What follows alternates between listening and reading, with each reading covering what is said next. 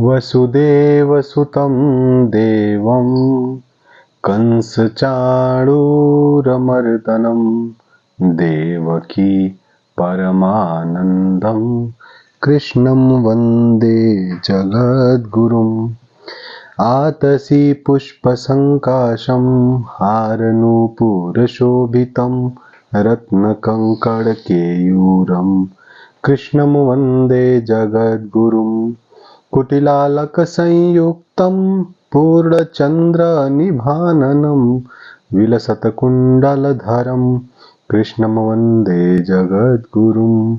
मन्दारगन्धसंयुक्तं चारुहासं चतुर्भुजं बर्हिपिञ्छावचूडाङ्गं कृष्णं वन्दे जगद्गुरुम्। उत्फुल्लपद्मपत्राक्षं नीलजीमूतसन्निभं यादवानां शिरोरत्नं कृष्णं वन्दे जगद्गुरुम्। रुक्मिणीकेलिसंयुक्तं पीताम्बरसुशोभितम् अवाप्ततुलसीगन्धं कृष्णं वन्दे जगद्गुरुम्। गोपिकानां कुचद्वन्द्व कुङ्कुमाङ्कितवक्षसं श्रीनिकेतं महेश्वासं कृष्णं वन्दे जगद्गुरुम्। श्रीवत्साङ्कं महोरस्कं वनमालाविराजितं शङ्खचक्रधरं देवं कृष्णं वन्दे जगद्गुरुम्। कृष्णाष्टकमिदं पुण्यं प्रातरुत्थाय यः पठेत् कोटिजन्म कृतं पापं स्मरणेन विनश्यति। इति कृष्णाष्टकम्। ॐ श्री परमात्मने नमः। अथ श्रीमद्भगवद्गीता महात्म्यं। गीताशास्त्रमिदं पुण्यं यः पठेत् प्रयतः पुमान् विष्णोः पदमवाप्नोति भयशोकादिवर्जितः। गीताध्ययनशीलस्य प्राणायामपरस्य च नैव सन्ति हि पापानि पूर्वजन्म कृतानि च। मलनिर्मोचनं पुंसां जलस्नानं दिने दिने सकृद्गीताम्भसि स्नानं संसारमलनाशनं। गीता सुगीता कर्तव्या किमन्यैः शास्त्रविस्तरैः या स्वयं पद्मनाभस्य मुखपद्माद्विनिः श्रिता। भारतामृतसर्वस्वं विष्णोर्वक्त्राद्विनिः श्रितं। गीता गङ्गोदकं पीत्वा पुनर्जन्म न विद्यते। सर्वोपनिषदो गावो दोग्धा गोपालनन्दनः पार्थो वत्सः सुधीर्भोक्ता दुग्धं गीतामृतं महत्। एकं शास्त्रं देवकीपुत्रगीतम् एको देवो देवकीपुत्र एव। एको मन्त्रस्तस्य नामानि यानि कर्मापयेकं तस्य देवस्य सेवा। वसुदेवसुतं देवं कंसचाणूरमर्दनं देवकी परमानन्दं कृष्णं वन्दे जगद्गुरुम्। आज मैं श्रीमद् भगवद गीता के द्वितीय अध्याय जिसका नाम सांख्य योग है उसके 24वें श्लोक का पाठ करूंगा, जो कि इस प्रकार है। अच्छेद्योऽयम् अदाह्योऽयम् अक्लेद्योऽय अशोष्य एव च नित्यः सर्वगतः स्थाणुर अचलोऽयं सनातनः। इसके पहले 23वें श्लोक में भगवान श्री कृष्ण ने अर्जुन से कहा, नैनं छिन्दन्ति शस्त्राणि नैनं दहति पावकः न चैनं क्लेदयन्त्यापो न शोषयति मारुतः। अर्थात कि शस्त्र से आत्मा को बेधा नहीं जा सकता है, छेद नहीं किया जा सकता है। आग से आत्मा को जलाया नहीं जा सकता है। इसको पानी से गीला भी नहीं किया जा सकता है, या किसी भी चीज़ से इसको गीला नहीं किया जा सकता है, और हवा इसको सुखा भी नहीं सकती है। यहाँ पे भगवान ने शस्त्र का बात किया, आग की बात की, जल की बात की और हवा की बात की। फिर से भगवान बोल रहे हैं अछेद्यो अयम। अयम मतलब इस आत्मा को अछेद्यो, छेद नहीं किया जा सकता है, भेदा नहीं जा सकता है। फिर भगवान बोलना है अदाह्यो अयम, इसको जलाया भी नहीं जा सकता है। फिर भगवान बोलना है अक्लेद्यो अयम, इसको गीला भी नहीं किया जा सकता है। फिर अशोष्य एवच, न ही इसको सुखाया जा सकता है। तो भगवान ने जो 23वें श्लोक में बोला वही भगवान ने 24वें श्लोक में रिपीट किया है। भावार्थ वही है। तो यहाँ पे अर्जुन ने भगवान से क्या कहा है, शिष्यस्ते हम साधिमाम त्वाम प्रपन्नम। अर्जुन ने भगवान से कहा है, हे भगवान मैं आपका शिष्य हूँ, अब मुझे शिक्षा दीजिए। भगवान अब क्या है, गुरु हैं। तो जैसे हम लोगों को बचपन में अगर कोई टीचर कुछ चीज़ पढ़ाते थे तो उन्होंने बता दिया 2 + 2 = 4, 3 + 3 = 6, 5 + 4 = 9। उन्होंने बता दिया कि प्लस का साइन लगेगा तो चीज़ें जुड़ जाएंगी। कैसे, कभी हाथ की उंगलियों पर गिनना सिखाया, कभी कुछ उदाहरण देके गिनना सिखाया। बट हमको जब बेसिक चीज़ें कोई हमारे अध्यापक, हमारे टीचर बताते थे तो हमको चीज़ बार बार बताते थे। ऐसा नहीं कि एक बार बता दिए 2 + 2 4 तो हमको 100 + 200 करने में भी उतना ही आसानी रहेगा। हमको चीज़ें सीखना पड़ेगा, हमको चीज़ें जाननी पड़ेंगी। जैसे पहले 2 डिजिट का मल्टीप्लिकेशन हम लोग को सिखाया जाता है, 10 × 10 100 कैसे हुआ, तो पहले 0 को 0 से मल्टीप्लाई करेंगे, नीचे 0 लिख देंगे। ऐसे ही मल्टीप्लिकेशन करके करके एक एक डिजिट का मल्टीप्लाई कर करके जो आता है उसको लिखते जाते हैं तो हमको मल्टीप्लिकेशन आ जाता है। ऐसे ही 3 डिजिट 4 डिजिट का डिवीजन सिखाया जाता है। तो जब गुरु शिष्य को कोई एक चीज़ सिखा देता है तो फिर उसी से मिलता हुआ जुलता हुआ वो उसको प्रैक्टिस सेट भी देता है, होमवर्क जिसको आज की डेट में बोला जाता है कि अब ये तुम 10 क्वेश्चंस को होमवर्क करके लाओ।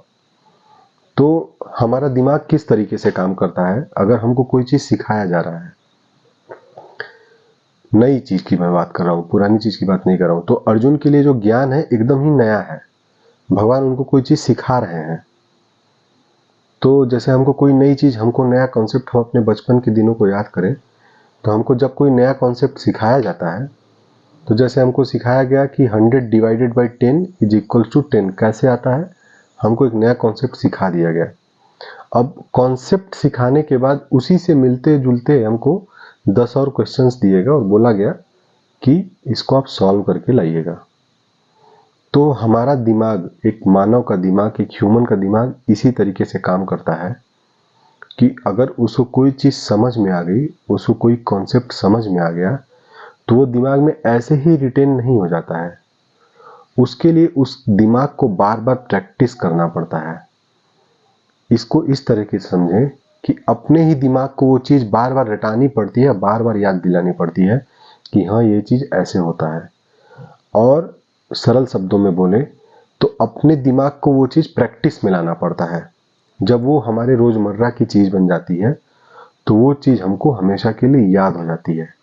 जब हमने पहली बार मल्टीप्लिकेशन, पहली बार एडिशन, पहली बार सब्ट्रैक्शन और डिवीजन, बेसिक चीज़ें जब हमने पहली बार सीखी होंगी तो हमको बहुत नया लगा होगा और हमारे लिए नई चीज़ रही होगी। जैसे अर्जुन के लिए अभी ये ज्ञान नया चीज़ है। आत्मा के बारे में जो भी भगवान उनको बता रहे हैं वो अर्जुन से इस तरह से पहली बार किसी ने बात की है। ऐसा नहीं कि अर्जुन ने उस चीज़ का प्रैक्टिस किया हुआ है।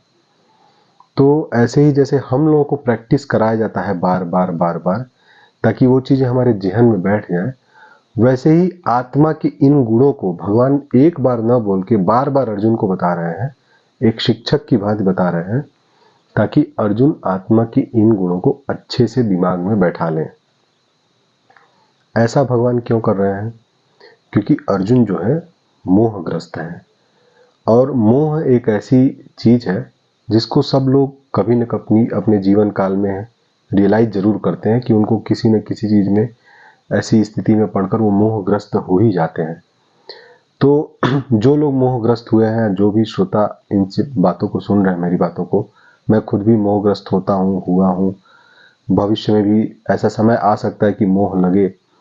तो ऐसी सिचुएशन जो होती है ना, उस समय में दिमाग काम करना बंद कर देता है उस समय लगता है अजीब सी स्थिति अपने मन के अंदर हो जाती है और कुछ भी समझ में नहीं आता है।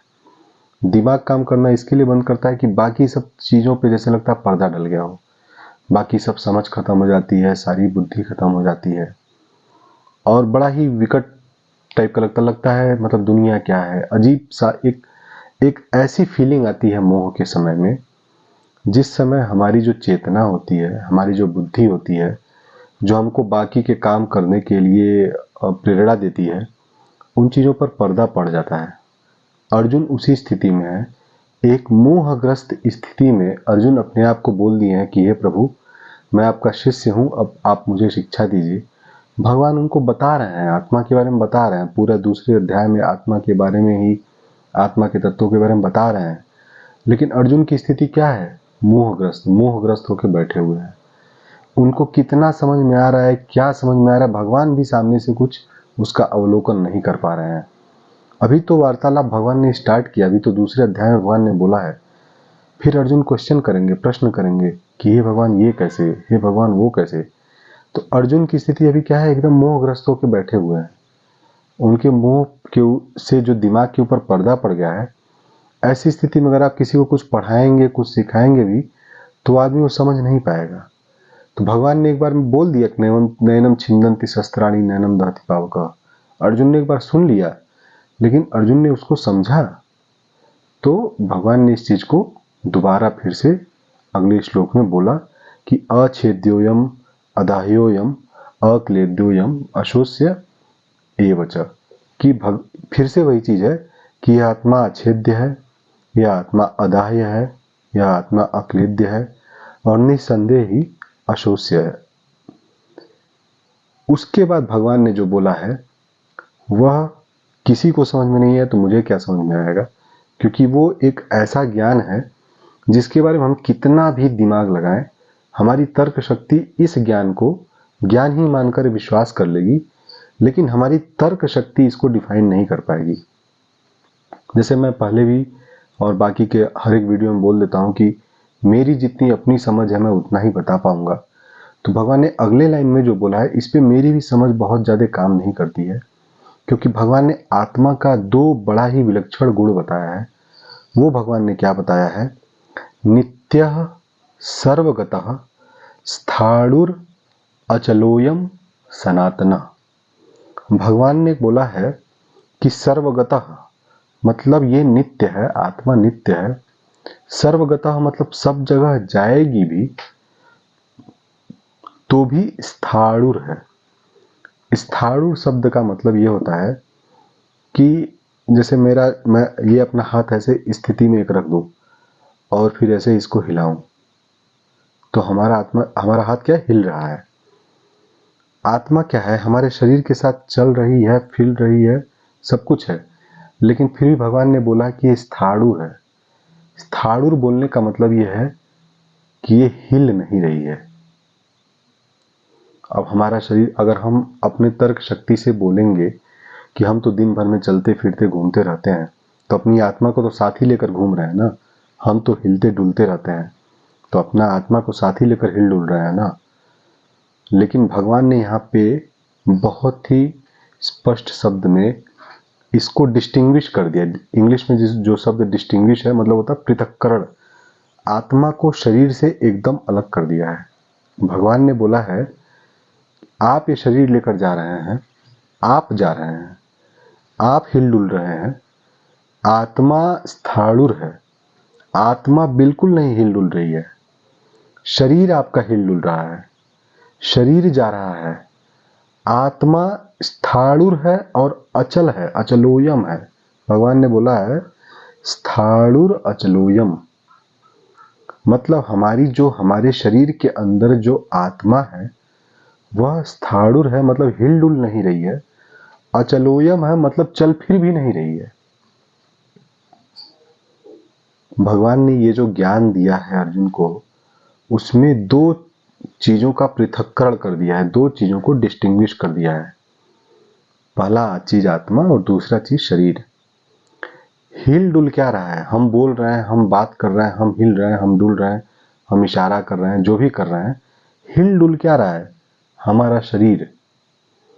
स्थाणुर क्या है? जो हिलडुल नहीं रहा है वो है आत्मा।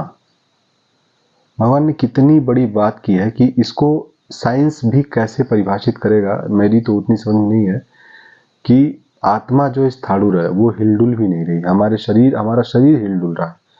मतलब अब या तो हम ऐसा बोल दे कि आत्मा हमारे शरीर के बाहर कोई ऐसा चीज है, लेकिन वो भी हम नहीं बोल सकते क्योंकि आत्मा तो शरीर के भीतर है। शरीर के भीतर से निकलती है तब तो शरीर अलग होता है।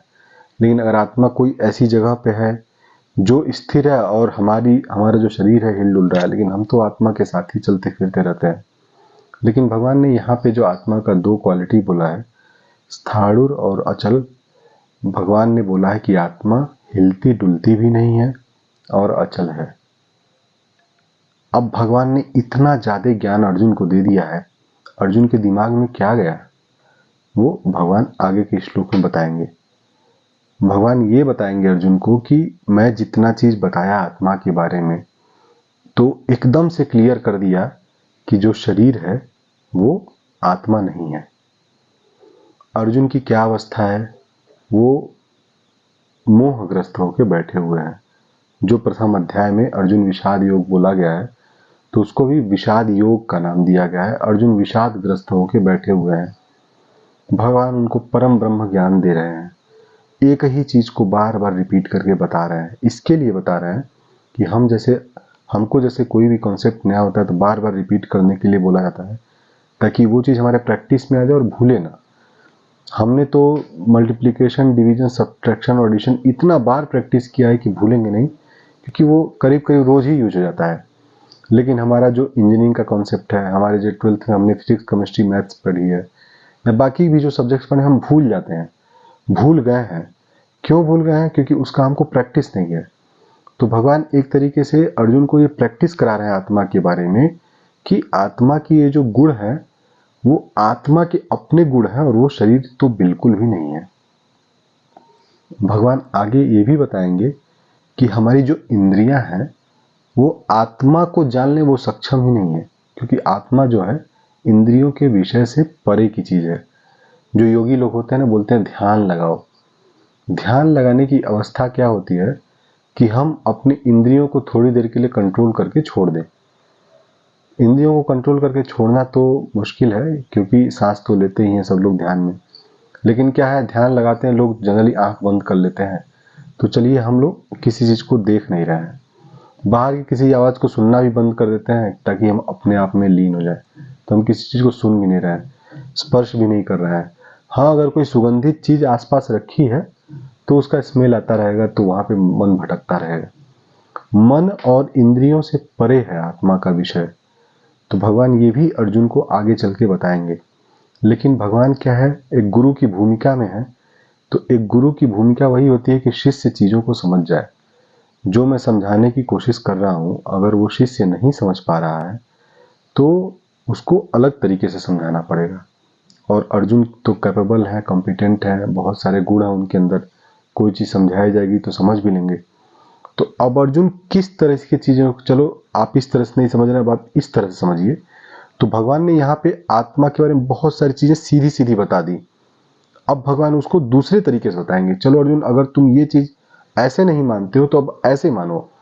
भगवान अभी क्या स्ट्रेट फॉरवर्ड चल रहे थे, अब भगवान अगले श्लोक से रिवर्स चलेंगे थोड़ा देर के लिए, कि चलो अगर तुम मानते हो कि आत्मा ऐसी है तो अब ये मानो। तो इसीलिए गीता के हर एक श्लोक को उसके प्रीवियस श्लोक के कंटेक्स्ट से कोरिलेट करके पढ़ना चाहिए। नहीं तो ऐसा हो जाएगा कि भगवान ने तो गीता में ऐसा भी कहा है, भगवान ने गीता में ऐसा भी कहा है, तो किस चीज को कोरिलेट करके कहा है उस चीज का भी हमको ध्यान रखना चाहिए। क्योंकि अभी तक भगवान ने आत्मा के बारे में सीधी सीधी बातें बता दी कि आत्मा ऐसी ऐसी ऐसी है। अर्जुन मोहग्रस्त होकर बैठे हुए हैं, उनके पल्ले कुछ नहीं पड़ रहा है। भगवान ने तो पहले भी कह दिया गांडी उठाओ युद्ध करो। अर्जुन तो गांडी नहीं उठा रहे, क्योंकि गीता तो अभी लंबी चलनी है, 18 अध्याय तक चलनी है। तब तक अर्जुन गांडी नहीं उठाएंगे, तब तक भगवान को गीता के बारे में और भी गूढ़ चीजें बतानी रहेंगी। अर्जुन तब जाके सीखेंगे। तो भगवान ने अर्जुन को सिखाने के लिए बहुत मेहनत की, बहुत सारा ज्ञान अर्जुन को दिया, और अर्जुन ने भी बहुत सारे प्रश्न पूछे, अपने डाउट्स को अर्जुन ने क्लियर किया। तो भगवान यहाँ पे अब दूसरे तरीके से अर्जुन को सिखाएंगे। यहाँ तक आत्मा के विभिन्न गुणों को बता दिया, दो गुण ऐसे भगवान ने बताया जिसको मैं भगवान का बताया हुआ मान लेता हूँ, मेरी समझ से तो परे है कि आत्मा स्थाणुर है और आत्मा अचल है, कि आत्मा न तो कहीं चल फिर रही है और ना तो आत्मा हिल डुल रही है। चल फिर रहा है कौन? हमारा शरीर। हिल डुल रहा है कौन? हमारा शरीर। आत्मा स्थाणुर है और अचल है। हमारे शरीर के अंदर वो एकदम से स्थिर है और अचल है। तो भगवान ने कहा कि क्योंकि यह आत्मा छेद्य है, अदाह्य है, अक्लेद्य है और निसंदेहीय अशोष्य है तथा यह आत्मा नित्य, सर्वव्यापी, अचल और स्थिर रहने वाला और सनातन है, इसलिए हे अर्जुन, तुम अब युद्ध करना चालू करो। पहले ही बताया नैनम छिन्दन्ति शस्त्राणि में कि आत्मा को कोई मार नहीं सकता। फिर से बताया तो वो इसके लिए ही बताया भगवान ने कि शरीर एकदम अलग चीज है, आत्मा एकदम अलग चीज है। मारा कौन जाएगा? शरीर। कौन नहीं मारा जाएगा? आत्मा। सत्ता किसकी है? आत्मा की है। सत्ता किसकी नहीं है? शरीर की है। अलग अलग तरीके से भगवान ने अर्जुन के दिमाग में इतना सारा ज्ञान फीड कर दिया है कि अब अर्जुन डिसीजन ले सकते हैं कि लड़ाई करना है नहीं करना है। लेकिन अर्जुन मोहग्रस्त होकर बैठे हुए हैं। तो अब भगवान क्या करेंगे? अर्जुन को अब दूसरे तरीके से चीजों को सिखाएंगे, जो 25वें श्लोक में है, 26वें श्लोक में है और आगे के श्लोक में है। अर्जुन को थोड़ा सा अलग तरीके से भगवान बताएंगे। तो इन तरीकों को भी हम लोग पीछे के श्लोकों से कोरिलेट करके ही पढ़ेंगे और जानेंगे। इंडिपेंडेंटली किसी एक श्लोक का अलग से मीनिंग निकाल लेने से हो जाएगा कि भगवान ने तो ये भी कहा है। भगवान ने किस कंटेक्स्ट में कहा है? अर्जुन को समझाने के लिए कहा है। जैसे एक शिष्य को समझाने के लिए गुरुजी बहुत सारा ट्रिक्स बताते हैं कि ये देखो ऐसे हो जाएगा, वो देखो ऐसे हो जाएगा। जैसे 5 और 5 10 होता है, 10 में से 5 हटा दो तो 5 बचेगा। तो ऐसे अलग अलग तरीके से परम्यूटेशन कॉम्बिनेशन बना के किसी को समझाया जाता है। वैसे ही भगवान भी अलग अलग तरीके से अर्जुन को समझाने का कोशिश करेंगे। आगे के श्लोक में भगवान बताएंगे, तो हम लोग देखेंगे कि आगे के श्लोक में भगवान क्या बता रहे हैं। भगवान ने इस श्लोक में वही बताया कि आत्मा को मारा नहीं जा सकता, जलाया नहीं जा सकता, गीला नहीं किया जा सकता, सुखाया नहीं जा सकता। ये नित्य है, सनातन है, स्थिर है, कहीं नहीं चलने फिरने वाला है। अर्जुन, इसके लिए तुम युद्ध करो। अर्जुन फिर भी नहीं युद्ध कर रहे तो भगवान और भी तरीके लगा के अर्जुन को समझाएंगे, क्योंकि अर्जुन ने भगवान को सरेंडर कर दिया है कि शिष्यस्ते हम साधि माम त्वाम प्रपन्नम। अब मैं शिष्य हूँ, आपकी शरण में हूँ, मुझे शिक्षा दीजिए। तो हम लोग देखेंगे कि अब 25वें श्लोक में भगवान उनसे क्या कह रहे हैं अगले वीडियो में। वसुदेव सुतं देवं कंस चाणूरमर्दनम देवकी परमानंदम कृष्णं वंदे जगद्गुरुम्।